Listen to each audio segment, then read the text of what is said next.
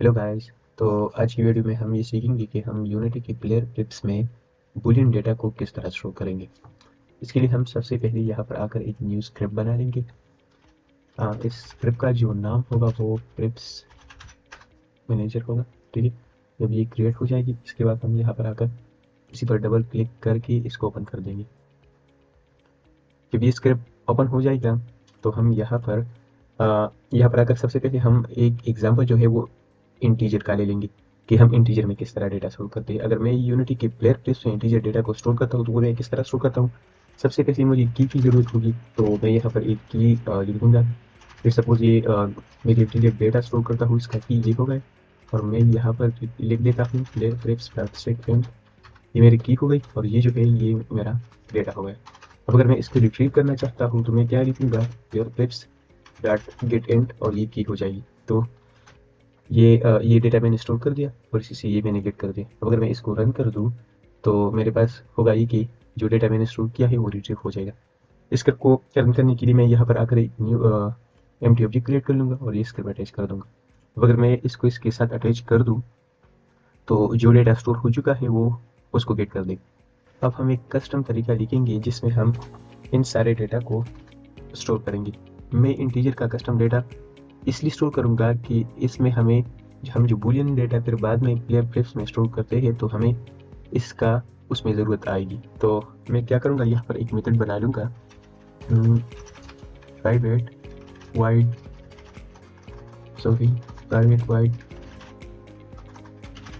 Set इन। अब अगर मैं इंटीजर डेटा को स्टोर करता हूँ तो उसके लिए दो चीज़ों की ज़रूरत होगी, एक की होगी और दूसरा जो है वो वैल्यू की होगी। लेट्स सपोज अगर मैं इसमें डेटा स्टोर करता हूँ, मेरे इस पैरामीटर में ये वैल्यू आ गई, एक की आ गई और दूसरा वैल्यू आ गई, तो मैं करूँगा क्या कि इन दोनों को उठाकर हम यही ही क्लास यूज़ करेंगे जो यूनिटी ने प्रोवाइड की है, प्लेयर फ्लिप्स द सेकंड। ये मेरी की हो गई, ये वैल्यू हो गई। ठीक है, इसके अलावा मैं इसी के लिए एक दूसरा मेथड बना लूँगा, वो हो जाएगा गेट एंड। अब इसमें भी हम दो ही पैरामीटर देंगे, एक हमारी की हो जाएगी और जो दूसरी है वो डिफ़ॉल्ट वैल्यू होगी। ये डिफ़ॉल्ट वैल्यू और हम इसका जो डिफ़ॉल्ट वैल्यू है वो 0 रख देंगे। लेट्स सपोज अगर हमने यहाँ पर कोई की पास कर दी और वो की अवेलेबल ना हो तो फिर ये डिफ़ॉल्ट में ही 0 रिटर्न करेगा।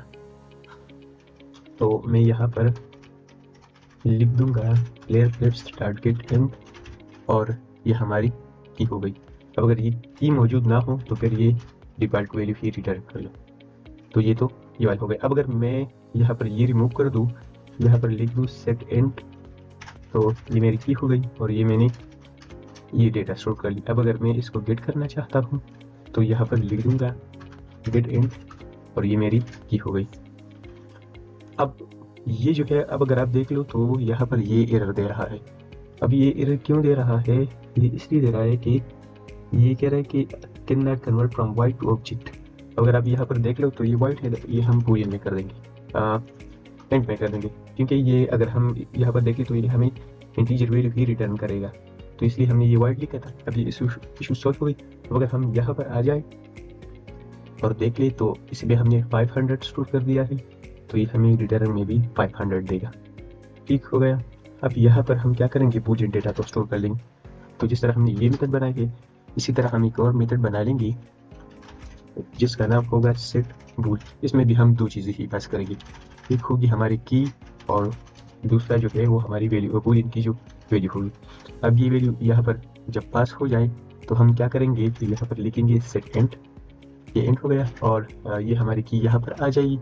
अब हम यहाँ पर एक कंडीशन लिखेंगे, कंडीशन में ये होगा, ये हम as a ternary operator use करेंगे कि जो वैल्यू आ गई है अगर वो ट्रू हो तो तुम 1 रिटर्न कर दो, अगर वो फॉल्स हो तो तुम 0 रिटर्न कर दो। ये सेट बूल के लिए हो गया। अब हम दूसरा मेथड बना लेंगे, वो हो जाएगा गेट बूल के लिए। तो इसमें भी हमें दो चीज़ों की ज़रूरत होगी, एक तो होगी की और दूसरी जो चीज़ है वो हमारी डिफ़ॉल्ट वैल्यू की है। तो इसमें भी अगर ये जो की है ये मौजूद ना हो तो ये हमें फॉल्स ही देगा। अब असल में ये जो हम बूलियन डेटा स्टोर करते हैं तो इसकी बैकएंड में हम इंटीजर डेटा को ही यूज़ करें, मतलब ट्रू की जगह हम 1 यूज़ कर रहे हैं और फॉल्स की जगह हम 0 यूज़ कर रहे हैं।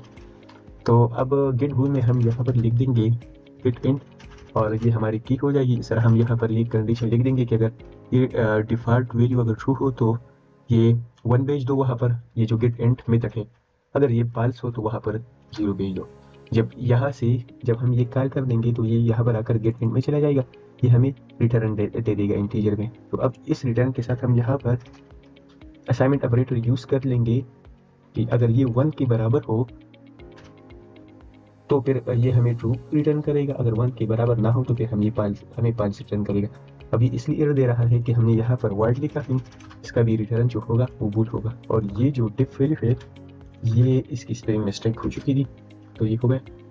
अब अगर मैं यहाँ पर आ जाऊँ और यहाँ पर अपनी ये बूलियन डेटा स्टोर करता हूँ तो मैं लिख दूंगा स्टोर बूलियन और ये मेरी की हो जाएगी। अब अगर मैं इसके लिए ट्रू यूज़ करता हूँ तो ये मैंने ट्रू सेव कर दी। तो अगर मैं इसको गेट बूट करता हूँ तो मैंने ये की भेज दिया।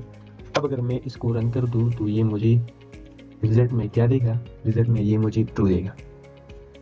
ये पुराना वाला मैं क्लियर कर दूंगा और इसको रन कर दूंगा। अब ये ट्रू आ गया। अब अगर मैं इसी को फाल्स स्टोर कर लूँ तो रिटर्न में होगा ये कि मुझे फाल्स ही रिटर्न करेगा, ये ट्रू है। अब अगर ये रन हो जाए ये फाल्स आ गया। तो ये आज का टॉपिक था जिसमें हमने ये सीख लिया कि हम यूनिटी की प्लेयर क्लिप्स में बूलियन डेटा को किस तरह स्टोर करेंगे।